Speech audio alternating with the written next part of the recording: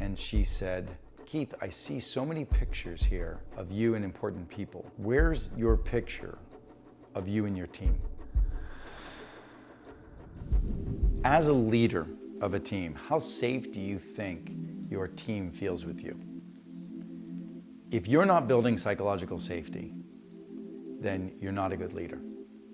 And by the way, I have spent plenty of time in my life not being a good leader. When I was at Deloitte, I remember working with a coach, Nancy Bedore, who walked into my office after having interviewed a lot of my team members, looked around my office, saw a bunch of pictures of me with presidents and CEOs, etc. And I was a kid, I was in my 20s. And she said, "Keith, I see so many pictures here of you and important people. Where's your picture of you and your team?" And it really struck me. She then went on to share with me how my hard driving attitude was intimidating to people, sometimes shut people down. My demeanor and my tone was fundamentally making my team feel unsafe and was not extracting the best value from that team. It was a humbling day for me. And there's lots of ways to solve this problem. One of the ways is to hear people out. I remember asking my team to write down on a piece of paper what one thing I needed to do to be a better leader for them. And I asked them to write it down on a piece of paper and to hand it in to somebody else who read all of them to me out loud.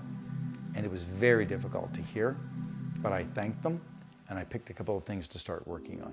The other thing you can do is you can also, Ray Dalio does a very good job of hiring people with a higher threshold of resiliency and willingness to have difficult conversations and hard driving and challenge, but you've got to make sure that your leadership style matches your people. Most people need positive environments, coaching environments, being lifted up. My team today is a combination of individuals that have each other's backs and a group of individuals that also are pretty hard driving, and they can handle my style of hard driving nature. But at the same regard, I can never miss that lesson to celebrate my team. My call to action for you is to be the kind of leader that is willing to ask your team what you can do to be a better leader, transparently and openly, and know that they'll tell you the truth. Maybe one of the things you can do is do it anonymously and see if you're surprised by the truth. I'm curious what you think of this video.